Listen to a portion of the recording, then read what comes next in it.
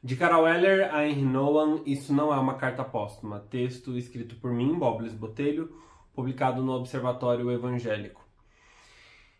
Encontrar os limites éticos sobre a espetacularização da dor e do oportunismo de usar o sofrimento e sobremaneira o luto como plataforma de conquista de likes é sempre uma fronteira difícil de pensar para quem produz conteúdo, especialmente sobre temas sensíveis. Até onde se pode aproveitar o gancho para fazer um texto ou pensar uma matéria? Qual a fronteira dos vídeos no Story como react de conscientização e da contagem de visualização de likes depois que o vídeo vai ao ar para saber se valeu a pena o empenho investido? Todas essas perguntas me atravessam enquanto escrevo esse texto, com um silêncio e algumas lágrimas embarcadas. Na última semana tivemos um acontecimento que mobilizou uma enorme discussão nas redes sociais e efervesceu ânimos e mobilizou gatilhos difíceis para muitas pessoas LGBTI+, especialmente as que vêm de contexto cristão. Carol Weller, uma mulher lésbica, conhecida por sua postura favorável ao ex-presidente Bolsonaro e um forte compromisso com políticos de direita, postou em suas redes sociais durante a madrugada o lugar onde estaria seu corpo no momento em que cometeria suicídio. Fazia pouco mais de um mês que Carol manifestou em suas redes sociais sobre ter se convertido e por se tornar evangélica passaria a renunciar sua sexualidade por amor a Jesus Cristo. E sim, entre aspas, por amor a Jesus Cristo. Nesse processo de abster-se do exercício pleno de sua sexualidade, a mensagem no Story começa dizendo: perdi a guerra. E após o endereço onde seria encontrado seu corpo, pedidos de oração e de perdão, um desejo de que as pessoas se cuidem e encerra com a expressão: eu tentei. Como pastor assumidamente gay, não tem como essa história não gerar um silêncio que quebra a barreira do som da minha existência e penetra no lugar de profundidade que jamais uma pessoa que não é LGBT poderá entender. Não há esforço compassivo que não me faça atribuir esse evento lamentável da interrupção de vida de Carol Weller ao que ela viveu nesse mês de convertida. O extermínio da vida física acontece como consequência de uma morte espiritual, emocional e existencial com a qual Carol Weller certamente foi golpeada no último mês. Enquanto continuo escrevendo esse texto, me pergunto se devo continuar ou até mesmo se devo publicá-lo. Carol merece ser respeitada e sua família merece direito a um luto sem espetáculo, sem cobranças além do direito de chorar a ausência da vida. Até que, enquanto penso em parar, me recordo da fala de Magno Malta, que ao se lamentar pela morte de Carol, diz que Deus preparava um varão para ela. E daí eu percebo que os nossos corpos não têm direito nem quando morremos. Carol não tem direito de morrer como lésbica. A sua identidade precisa ser apagada nesse falso discurso de que ela decidiu renunciar à sua sexualidade e de que ela não deve ser definida por sua sexualidade, mas sim por sua identidade de filha amada de Deus. Como costumam dizer as pessoas que estão envolvidas com cura gay e terapias de reversão. Eu fico pensando no quanto Carol, depois de dizer que perdeu a guerra, como estava em seu story, e de dizer que eu tentei, como estava escrito lá, não tem sequer direito de desistir e de ser respeitada em sua escolha de desistência. Mesmo após morrer, as pessoas querem decidir por ela, dizendo que Deus tinha preparado um varão para ela. Que tipo de crueldade é essa? Que Deus é esse que estava preparando um homem para viver uma vida infeliz com uma mulher que não sentiria atração sexual por ele? O que Deus vai fazer com esse homem, já que o propósito de Deus para esse homem agora acabou, uma vez que Carol Weller não se encontra mais em vida? Então Deus não sabia que ela ia morrer e estava preparando um homem para ela, achando que ela ficaria viva. Deus perdeu o controle da situação? Que tipo de consolo para uma família enlutada? Ou que tipo de ensinamento você oferece ao dizer na sua rede social com mais de 1 milhão de seguidores, que em outras palavras, se você tivesse persistido ao sofrimento e a série de violências que você estava vivenciando, Deus iria te dar como prêmio uma pessoa para que todo mundo visse que você deixou de ter a identidade que tinha. Qual é o grande aprendizado por trás dessas palavras? Há algo que devemos aprender com a morte de alguém? É claro que todas essas perguntas são meramente retóricas, muitas delas eu mesmo consigo sacar da memória, da época que eu era fundamentalista e conservador, respostas fáceis, empacotadas, que a gente recebe nesse fast food da fé, que é igual um lanche de hambúrguer padronizado, que não importa em que lugar do país você esteja e não importa quem esteja cozinhando, ele sempre vai ser o mesmo. Esse é o jeito que essa máquina opera e que esse projeto de poder massacra os corpos. Sempre há uma resposta, sempre há uma justificativa. Carol Eller agora é apenas mais uma resposta rápida e fácil de como relacionar sua morte a qualquer coisa que não as torturas psicológicas que talvez tenha vivido durante o seu período de conversão.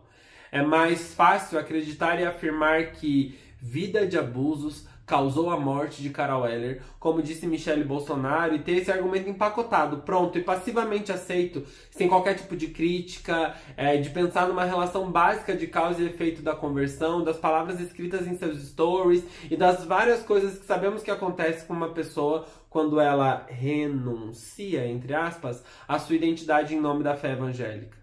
O silêncio que faz enquanto escrevo esse texto se interrompe com a necessidade que tive de tirar o óculos, porque as lágrimas atrapalharam minha leitura dela e, consequentemente, um pouco da minha escrita. E depois de levantar, esparecer, respirar e sentar novamente para tentar escrever, eu percebo que talvez a função desse texto aqui, a despeito de todas as contradições de escrevê-lo, imperam, e inclusive eu deflagrei essas contradições e a minha integridade diante delas. Eu sinto que há alguma possibilidade íntegra de se fazer permitir trazer essa pauta como exercício de reflexão pública. Ao encontro, quando percebo que não é como se tivesse que escrever uma carta póstuma ou apenas manifestar o meu lamento e ir adiante dessas violências que se findam no campo da subjetividade e incertezas. Mas diante disso, convidar você, pessoa que está me lendo, a saber que romantizar o sofrimento nunca foi, nunca será e nunca jamais passou pelo desejo de Jesus e o objetivo da vitória de Jesus sobre a morte na cruz. Eu sempre me recordo da história do famoso teólogo Henry Nouwen, que era um padre católico holandês que decide renunciar à sua sexualidade, que não era heterossexual, para viver uma vida casta em dedicação ao ministério, e que o sofrimento que passou e viveu diante disso tudo lhe custou escritas e livros que são inspirações na espiritualidade de muitas pessoas, inclusive para mim. Quando eu ainda não me aceitava, eu lembro do quanto as pessoas comentavam sobre a bravura e a beleza da vida e do ministério de Henry, e o quanto a sua canalização da abstenção da sua sexualidade se converteu em um repertório de espiritualidade que fazem acreditar que o sacrifício valeu a pena, e que a eternidade do seu legado é prova cabal de que essa jornada é sempre um sucesso. No seu livro Transforma Meu Pranto em Dança, Nouwen escreve uma frase que durante os anos de 2015 e 2016 foi um marco na minha peregrinação contra a fase depressiva e com as ideações de interrupção de vida e as tentativas que eu tive. Em determinado momento do livro, o padre escreve: a vida cresce em plenitude através da espera e frequentemente do sofrimento. E eu lembro que por muitas e muitas madrugadas eu orei pedindo para que Deus desse sentido para o meu sofrimento infindável. Eu aprendi a acreditar que o sofrimento podia ter uma validação concreta no fato de que eu estava crescendo e de que atravessar o sofrimento me seria como uma grande escola e que eu colheria, nem que fosse na glória, um tipo de gratificação ou galardão como recompensa por ter colocado o sofrimento nesse lugar romântico de crescimento. Vários foram os momentos em que eu pensei em escrever e eu até rascunhei cartas póstumas ao Henry Nouwen, em muitos tipos diferentes de humor e de relação com essa frase, e em várias delas, por um bom tempo, eu senti e quis expressar na carta póstuma um sentimento de profunda gratidão, porque não me aceitava e eu achava que não me aceitar e renunciar como Carol Eller fez seria o melhor caminho e que valeria a pena aguentar o sofrimento. Em determinado momento da minha trajetória, eu quis colocar um tom de raiva e revolta por toda a vida e produção do padre Henry Nouwen, porque hoje ele nem deve saber, e ele não sabe, de como o seu nome é utilizado como instrumento de romantização da cura gay, e que eu preferia que ele não tivesse escrito as coisas que escreveu. Atualmente, a minha relação com essa frase sempre abraçando a complexidade, entendendo que a vida e, consequentemente, o sofrimento não são uma receita de bolo e que muitas vezes algumas pessoas vão, como em suas próprias palavras, tentar, mas vão perder a guerra.